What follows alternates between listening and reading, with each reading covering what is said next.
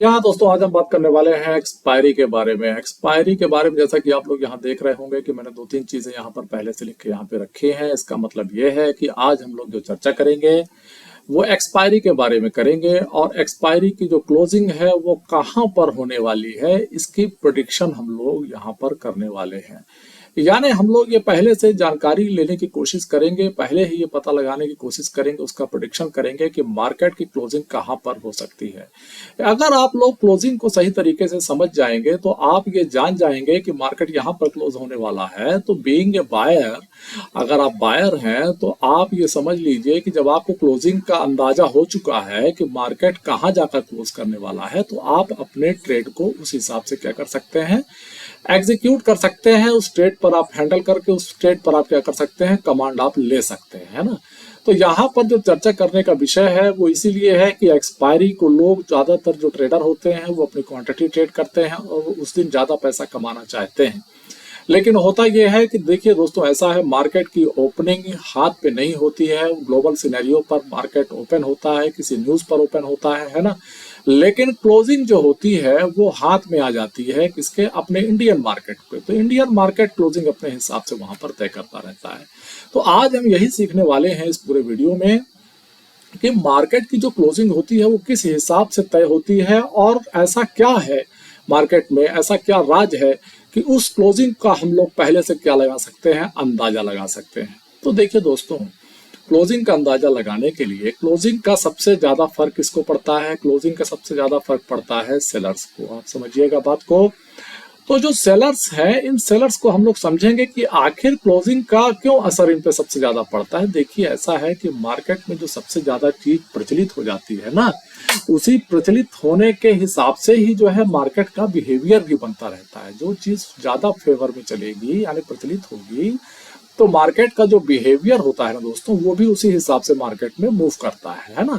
अब आप देखिए, चूंकि क्लोजिंग इनके हाथ में है, क्लोजिंग ये करेंगे, तो ये क्लोजिंग कहाँ पे करेंगे, इस चीज को हम लोग आज यहाँ पर सीखने वाले हैं। तो इसके लिए हम लोग सेलर्स का बिहेवियर को हम लोग रीड करेंगे। देखिए, आप बायर हैं तो सेलर को आपको समझना होगा, सेलर किस तरीके से मार्केट में पोजीशन बनाते हैं, किस तरीके से वो मार्केट में पोजीशन को एग्जीक्यूट करते हैं। ये चीज जब तक हम नहीं जानेंगे तब तक हम मार्केट की एक्सपायरी को प्रेडिक्ट नहीं कर सकते हैं। तो देखिए दोस्तों, ऐसा है जो चीज प्रचलन में होती है उसी के बारे में हम लोगों को थोड़ा सा पहले समझना होगा। तो इस समय मार्केट में सबसे ज्यादा जो चीज प्रचलन में है वो कहलाती है स्ट्रैडल और स्ट्रेंगल। आप समझिएगा बात को, ये जो स्ट्रैडल होता है मार्केट में, है ना, ये स्ट्रैडल और स्ट्रेंगल दो चीजें मार्केट में सबसे ज्यादा बनती हैं, ठीक है ना। तो ये स्ट्रैडल और स्ट्रेंगल को हम लोग थोड़ा सा पहले जब समझ लेंगे, हल्का सा मैं आइडिया दे रहा हूँ यहाँ पर ताकि आपका कॉन्सेप्ट थोड़ा सा क्लियर हो जाए। यहाँ पर मैं सिर्फ कॉन्सेप्ट क्लियर करने की यहाँ पर अभी बात कर रहा हूँ। स्ट्रैडल और स्ट्रेंगल किस तरीके से मार्केट में बनता है उसकी पूरी वीडियो में बाद में कभी ले आऊंगा। अभी यहाँ पर चूंकि कॉन्सेप्ट को समझना है, आज हम क्लोजिंग पे चूंकि डिस्कस कर रहे हैं कि एक्सपायरी कहाँ पर जाएगी, तो उसके लिए क्या है, आपको इस स्ट्रैडल और स्ट्रेंगल को थोड़ा सा आउटलाइन में आपको यहाँ पर दे देता हूँ कि मार्केट में किस तरीके से लोग बनाते हैं। इस आउटलाइन को आप पहले समझिएगा। देखिए दोस्तों, ऐसा है कि सबसे पहले बात हम कर लेते हैं स्ट्रैडल की। स्ट्रैडल में क्या होता है कि एक ही स्ट्राइक प्राइस के कॉल और पुट को क्या कर दिया जाता है, सेल कर दिया जाता है। यानी जो सी होता है और जो पी होता है ना, सी और पी दोनों को एक ही स्ट्राइक प्राइस को जब हम सेल कर देते हैं तो मार्केट क्या बन जाता है, वहां पर स्ट्रैडल पोजीशन बन जाती है, ठीक है। ये शॉर्ट करने के तरीके हैं, समझिएगा। सेलर किस तरीके से मार्केट में पोजीशन बनाते हैं और शॉर्ट करते हैं, ये मैं वो बताने की यहाँ कोशिश कर रहा हूँ, ठीक है। अब आप देखिए, स्ट्रैडल के लिए एटीएम का, समझिएगा बात को, एटीएम का कॉल और पुट दोनों शॉर्ट कर दिया जाता है, तब मार्केट में क्या बन जाता है, स्ट्रैडल बन जाता है, ठीक है। अब जब स्ट्रेंगल की बात आती है दोस्तों, तो स्ट्रेंगल में क्या होता है, मार्केट में थोड़ा सा दूर का मतलब 100-200 पॉइंट दूर का पोजीशन क्या कर दी जाती है, सेल कर दी जाती है। सेल वहां भी होगा, सीई सेल होगा और पीई सेल होगा, ठीक है। लेकिन ये जो पोजीशन यहाँ पे बन रही है, ये पोजीशन बन रही है ओटीएम पे। आप समझिएगा बात को, यहाँ पोजीशन बना रहे हैं वो लोग ओटीएम पे, यानी दूर का माल बेच रहे हैं। यहाँ पर एट द मनी बिक रहा है, यहाँ पर ओटीएम बिक रहा है। तो देखिए सेलर्स कर क्या रहे हैं, ये सेलर्स के नजरिए से मैं आपको समझाने की कोशिश कर रहा हूं। ध्यान दीजिएगा, ये सेलर्स के लिए है। सेलर्स शॉर्ट पोजीशन सेलर्स बनाते हैं, ठीक है। हमको उनकी पोजीशन को समझना है। जब हम उनकी पोजीशन को समझ लेंगे तो फिर मार्केट की एक्सपायरी को भी हम लोग समझ सकते हैं दोस्तों, इसलिए मैं इसको समझा रहा हूं यहाँ पे, ठीक है ना।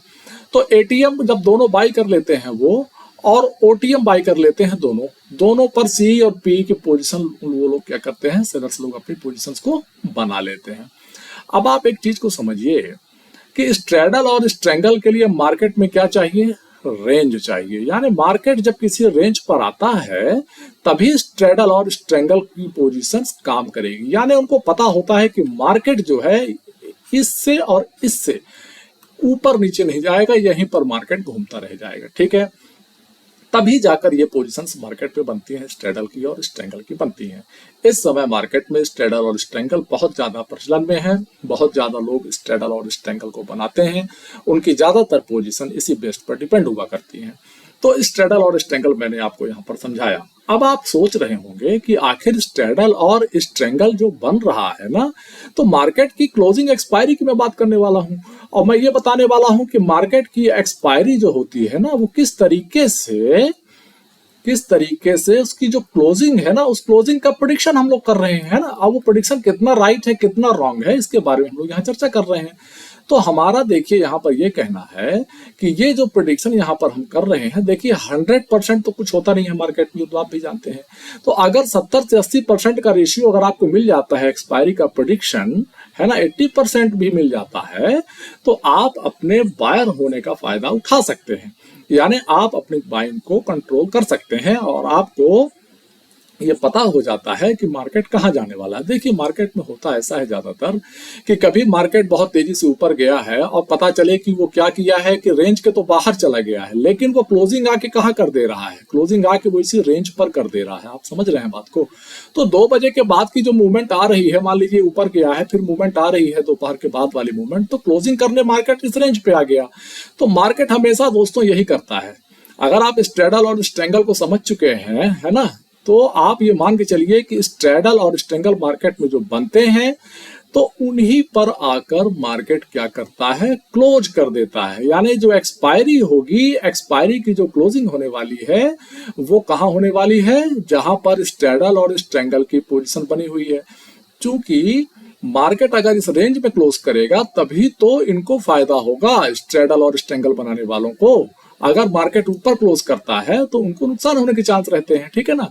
तो मार्केट अक्सर क्या करता है, 80% ऑफ द टाइम कोशिश ये करता है कि मार्केट जो है क्लोजिंग करने के लिए उसी रेंज पर आकर वो मार्केट क्लोज कर देता है। तो यहां पर हम लोग ये बात करने वाले हैं कि मार्केट जहां कहीं भी मूव कर रहा हो एक्सपायरी के दिन, लेकिन वो लॉट का क्लोजिंग करने कहाँ आएगा, इसी रेंज पर आने वाला है, ठीक है ना। तो 2 चीजें होती यहाँ पर ये है, जो बायर होता है वो रेंज जब टूटती है, आप समझिएगा बात को, रेंज जब टूटती है तो बायर क्या करता है, अपनी पोजीशन लेता है, ठीक है। और वो पोजीशन पे ये सोच के ले रहा है कि रेंज टूट गई है, मार्केट ऊपर चला गया, लेकिन पता चले 2 बजे के बाद जब मार्केट मूव किया, 12 बजे के बाद, तो घूम फिर के कहाँ आ गया, क्लोजिंग करने यहाँ आ गया, तो उनको क्या होता रहता है, लॉस होता रहता है। तो जब हम इस चीज को समझे रहेंगे और क्लोजिंग का हमको अंदाजा रहेगा, तो फिर हम लोग क्या करेंगे, अपनी पोजीशन को उस हिसाब से मैनेज कर सकते हैं।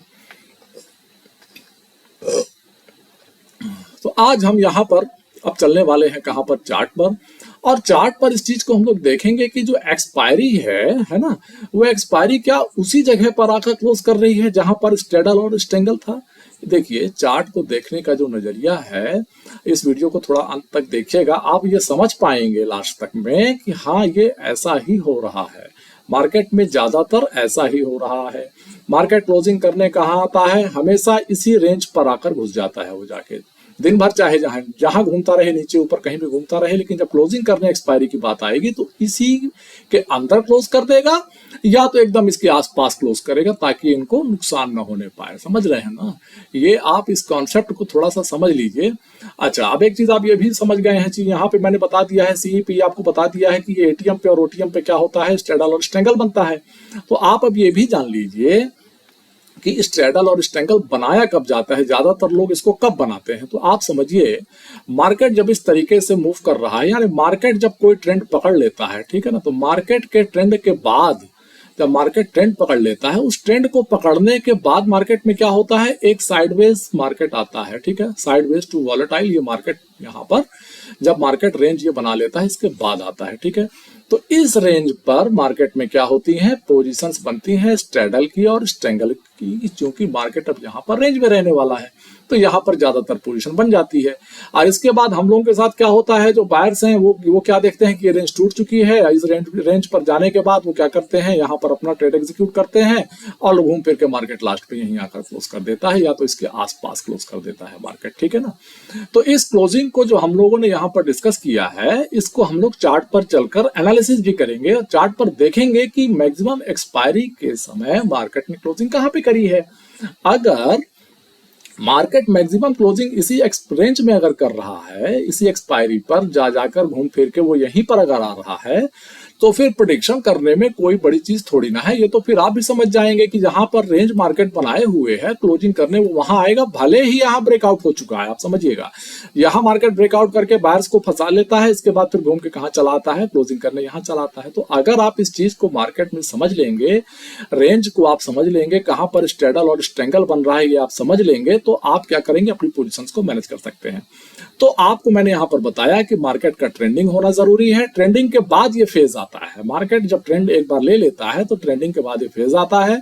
ट्रेंड चाहे ऊपर की ओर जाकर ये फिर साइडवेज हो जाए, चाहे ट्रेंड क्या हो नीचे की ओर आने के बाद फिर यहाँ पर मार्केट साइडवेज हो जाएगा। तो दोनों ही स्थितियों में मार्केट क्या करता है, इस साइडवेज होने का जो फायदा है ये उठाया करता है। और हम लोगों को ये सिखाया गया है कि मार्केट जब साइडवेज है तो फिर ये ब्रेकआउट करेगा, ब्रेकआउट पे आपको ट्रेडिंग कर लेनी है।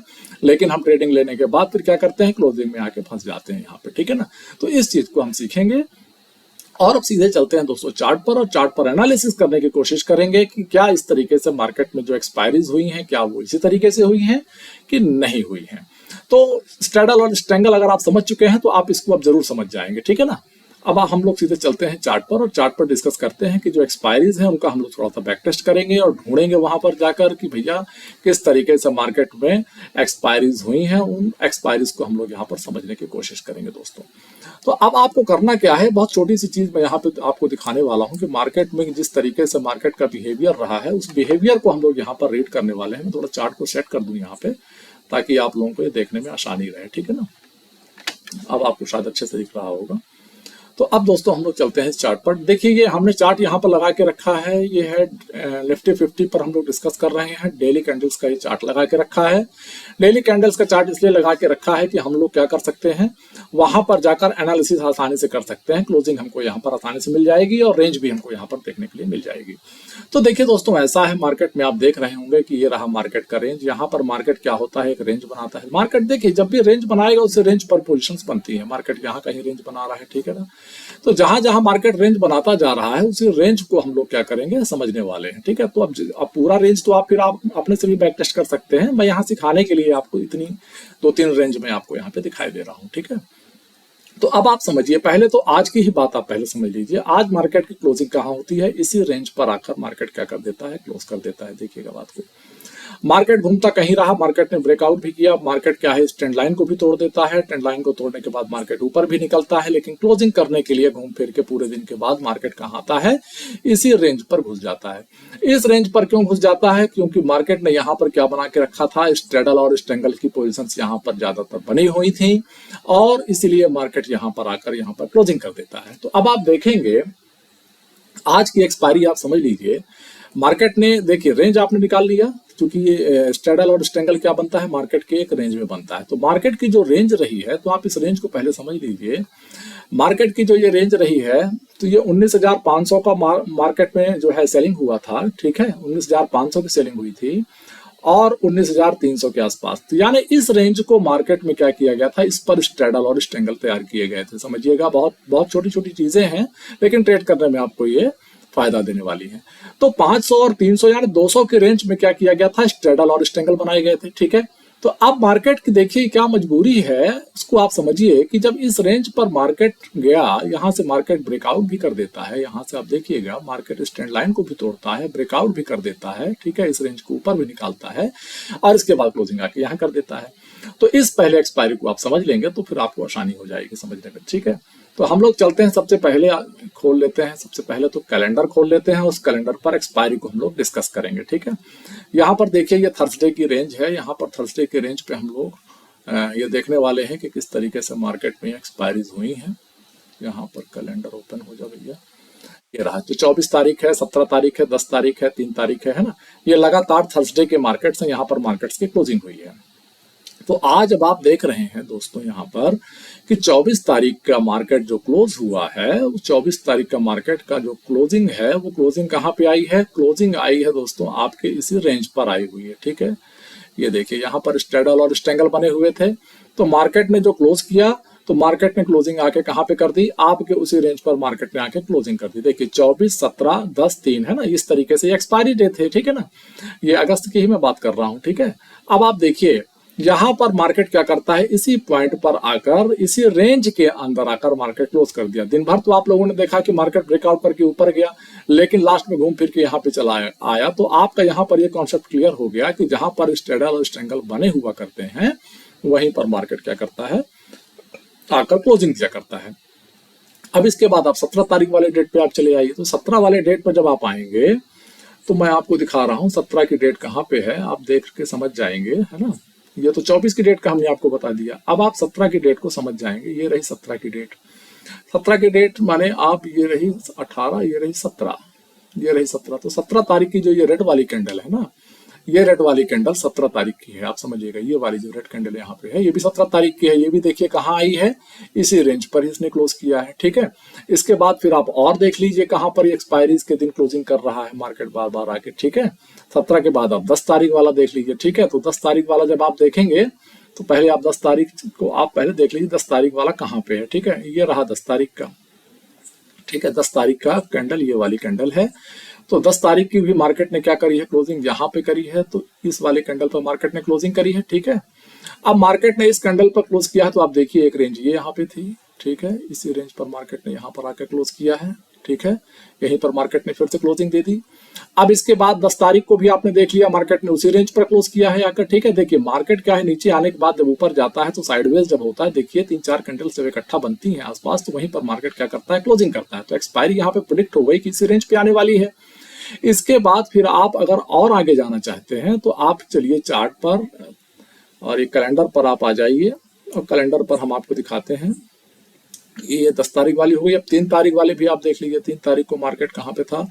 तो 3 तारीख पे आप चलिए देखिए, चूंकि रिटेस्टिंग हो रही है ना, तो 3 तारीख को भी आपको मार्केट पे देखना पड़ेगा कि मार्केट ने आके क्लोजिंग कहाँ पे करी है, ठीक है। तो अब आप देखेंगे 3 तारीख को भी मार्केट ने यहाँ पर, अच्छा 3 तारीख वाली यहाँ पर क्लोजिंग मार्केट क्या कर रहा है, यहाँ पे रेंज यहाँ से ब्रेकआउट किया था, तो ब्रेकआउट वाली चीज नहीं मानी जाएगी, ठीक है ना। यहाँ पर मार्केट आप देख रहे होंगे, यहाँ से मार्केट क्या हो गया था, मार्केट ने एक ट्रेंड पकड़ लिया था यहाँ से। तो ट्रेंड साइडवेज यहाँ पे नहीं था, यहाँ से ये ट्रेंड पकड़ा है, ठीक है। ट्रेंड पकड़ने के बाद ऊपर गया, यहाँ साइडवेज हुआ, फिर यहाँ पे साइडवेज हुआ। तो ये ट्रेंडिंग में था, इसलिए यहाँ पर की एक्सपायरी यहाँ पर नहीं मानी जाएगी, ठीक है ना। आप समझ रहे हैं बात को, क्योंकि ट्रेंड में देखिए क्या होता है, ये साइडवेज मार्केट की स्ट्रेटजीज है, ठीक है ना। तो साइडवेज मार्केट की स्ट्रेटजी की क्लोजिंग की हम बात कर रहे हैं। यहाँ पे ट्रेंड था, ये वाला यहाँ से ब्रेकआउट हुआ था और ये ट्रेंड आया था, ठीक है। अब इसके बाद आप क्या करेंगे, मार्केट पे आप इस चीज को और समझेंगे। यहां पर आप चले आइए, ये एक रेंज रही है मार्केट की, ठीक है। अब इस रेंज को हम डिस्कस करने वाले हैं कि मार्केट की क्लोजिंग यहाँ पर इस रेंज पे कैसे मार्केट बार बार आकर यहाँ पर क्लोज कर रहा है, ठीक है ना। तो अब आप आ जाइए, ये जो रेंज आ रही है, तो ये रेंज आ रही है आपकी जुलाई महीने की आ रही है, ठीक है ना। जुलाई महीने की और अगस्त, 1 अगस्त से आ रही है और जुलाई महीने तक की आ रही है, ठीक है ना। तो जुलाई महीने में हम लोग चलते हैं, जुलाई महीने का चार्ट यहाँ पे कैलेंडर खोल लेते हैं। अब जुलाई पर आप देखेंगे, यहाँ पर जो आपको एक्सपायरीज मिल रही है 27, 20, 13, 6, ठीक है। 27, 20, 13, 6। तो हम लोग करेंगे, देखेंगे 27 कहाँ पे आ रहा है, ठीक है। तो 27 आप देखेंगे तो इसी रेंज पर ही क्लोजिंग करने आ रहा है। यहाँ पे देखिए ये वाली बड़ी वाली जो कैंडल है ना, ये बड़ी वाली कैंडल क्या है, 27 की है। तो देखिए 27 की इस कैंडल पे मार्केट जो आ रहा है, तो कहाँ पहुंचा है, उसी रेंज पर क्लोज करने के लिए गया है, ठीक है। आप समझिएगा बात को। मार्केट देखिए नीचे तक आया था, लेकिन क्लोज करने कहाँ गया, शाम को जाके कहाँ क्लोज कर दिया, इसी रेंज के अंदर मार्केट ने क्लोज कर दिया। 27 तारीख वाले में भी देखिए उसी दिन क्लोज कर रहा है मार्केट, ठीक है। अब इसके बाद फिर जब आप और आगे जाते हैं, पिछली वाली एक्सपायरी पे जब आप जाते हैं जुलाई के महीने पे, तो आप क्या देख रहे हैं, 27 के बाद 20 तारीख को देखेंगे, 20, 13, 16, सॉरी 6। 27 आपने देख लिया, रेंज पे मार्केट आया है। इसके बाद आप 20 तारीख को देख लीजिए, तो 20 तारीख की क्लोजिंग कहाँ पे आ रही है मार्केट की, ये 21 है, ये 20 है, ये देखिए ये 20, 27, 20, ये 20 तारीख की भी रेंज देखिए। जो मार्केट की जो रेंज है ना, ये वाली जो रेंज मार्केट ने बनाया है, उसी रेंज पर ही मार्केट क्या करेगा, क्लोज करेगा, ठीक है। 27, 20, जुलाई, ये जुलाई 27, 20, 13। तो 13 तारीख को आप देख रहे हैं दोस्तों, तो 13 तारीख के मार्केट की क्लोजिंग कहाँ पे आ रही है, ये आप देख लीजिए। 13 जुलाई कहाँ पे है, 13 जुलाई यहाँ पे आ रहा है दोस्तों, ये इस वाले रेंज पे आ रहा है, ठीक है। 13 जुलाई पे जब आप पहुंचते हैं तो मार्केट कहाँ आपको इस रेंज पे मिलता है, ठीक है। इस रेंज पर भी 13 जुलाई को जो क्लोजिंग हो रही है तो इसी रेंज पे हो रही है। आप देख रहे हैं, ये देखिए 13 जुलाई की क्लोजिंग इस वाली कैंडल पर। देखिए मार्केट को आप थोड़ा सा ऐसे समझिए कि मार्केट गया तो ऊपर तक था 13 तारीख वाले डेट पे भी, ठीक है ना। यहाँ 13 तारीख वाली जो डेट है, यहाँ आप समझिए ये रही रेंज, ठीक है। इस रेंज पर मार्केट गया और ये 13 तारीख देखिए मार्केट क्या होता है, खुलता है, खुलने के बाद मार्केट ऊपर साइड जाता है यहाँ और आके फिर कहाँ क्लोजिंग करता है, इसी रेंज पर करता है। तो यहाँ पर भी आपको क्या मिल गया, क्लोजिंग आपको इसी रेंज पे मिल रही है। तो जितना आप इस चीज को मार्केट में एनालिसिस करेंगे तो आप ये पाएंगे कि जो क्लोजिंग हो रही है ना, वो स्ट्रेडल और स्ट्रेंगल पर ही हो रही है। तो यानी स्ट्रेडल और स्ट्रेंगल को आपको मैंने इसलिए शुरू में बता दिया था कि स्ट्रेडल और स्ट्रेंगल को आप मार्केट में समझिए, सेलर्स इसको इस्तेमाल करते हैं, ठीक है ना। और इसके हिसाब से ही स्ट्रेडल और स्ट्रेंगल क्या स्पेलिंग आ रही है इसमें, स्ट्रेंगल STRANGL, ठीक है, ये आ गई स्ट्रेंगल और ये रहा स्ट्रेडल, ठीक है। तो मार्केट की जो क्लोजिंग्स दोस्तों आ रही हैं वो इन्हीं पॉइंट्स पर क्लोजिंग आ रही हैं, ठीक है। तो अगर आप स्ट्रेडल और स्ट्रेंगल को समझ गए हैं तो फिर आप ये मान के चलिए कि आपको जब क्लोजिंग बनेगी ना, देखिए पहले तो आप क्या करेंगे, आपको करना क्या है, मार्केट की आप क्या करेंगे, एक रेंज निकाल लेंगे कि हाँ मार्केट इस रेंज पर है। तो जब मार्केट रेंज पर रहता है तो आपको क्या करना है, ये देख लेना है कि हाँ एक्सपायरी के दिन, क्योंकि आज फोकस मेरा पूरा यही था कि आप एक्सपायरी को प्रेडिक्ट कर पाएं। तो एक्सपायरी का प्रेडिक्शन आप जहां कहीं भी जाकर करेंगे दोस्तों, जहां मार्केट साइडवेज हुआ है, देखिए साइडवेज मार्केट का एक तरीका होता है, मार्केट जब कोई ट्रेंड पकड़ता है, ट्रेंड जाने के बाद फिर मार्केट साइडवेज चला जाता है, फिर मार्केट ने ट्रेंड पकड़ा है, फिर मार्केट यहाँ साइडवेज चला गया है, ठीक है ना। इसी तरीके से मार्केट फिर ट्रेंड पकड़ता है, फिर यहाँ साइडवेज जाता है, फिर ट्रेंड पकड़ता है ना, और यहाँ पर भी साइडवेज जाता है इस तरीके से, और यूं ही मार्केट चलता जाता है। आप देखते जाएंगे, ट्रेंड पकड़ेगा और फिर क्या करेगा, फिर साइडवेज जाएगा, फिर ट्रेंड पकड़ेगा और फिर साइडवेज जाएगा। तो इन साइडवेज मार्केट्स में जहां जहां हम आपको बता रहे हैं ना, इन चीजों को आप ध्यान दीजिएगा कि जब मार्केट साइडवेज चला गया है और वहां पर अगर स्ट्रेडल स्ट्रेंगल की पोजीशन बन गई है, यानी 100-200 पॉइंट का मार्केट जब भी कोई रेंज बना देता है, समझिएगा 200 पॉइंट के अंदर कि जब रेंज मार्केट बना के चलता है तो एक्सपायरी के दिन ये उम्मीद की जाती है मार्केट के बिहेवियर को देखने के बाद कि वो क्लोजिंग इसी रेंज के अंदर आकर करने वाला है। तो जब भी मार्केट आप एक्सपायरी के दिन ट्रेड कर रहे हो और मार्केट ब्रेकआउट करके अगर ऊपर चला भी गया है तो आप ये मान के चलिए वो घूम फिर के क्लोजिंग करने कहाँ आएगा, 80% ऑफ द टाइम, 100% कुछ होता नहीं है, इसलिए 80% ऑफ द टाइम मार्केट की जो क्लोजिंग होने वाली है उसी रेंज पर आकर होने वाली है। तो ये था दोस्तों मार्केट की क्लोजिंग के बारे में एक प्रेडिक्शन, एक राय थी हमारी। देखिए जब हमने चार्ट को देखा तो हमने ये पाया कि मार्केट इसी तरीके से बिहेवियर करता आ रहा है, तो मैंने समझा कि आप लोगों को भी ये चीज क्यों ना बताई जाए, हो सकता है कि आपके ट्रेडिंग में ये काम की चीज होती है ना। अगर आप इसको अपने ट्रेडिंग में इस्तेमाल करते हैं तो प्रेडिक्शन बनाने में, ट्रेड बनाने में आपको थोड़ा सा आसानी हो सकती है दोस्तों। तो यहाँ तक का वीडियो देखने के लिए आप सभी लोगों का बहुत बहुत धन्यवाद। Thank you.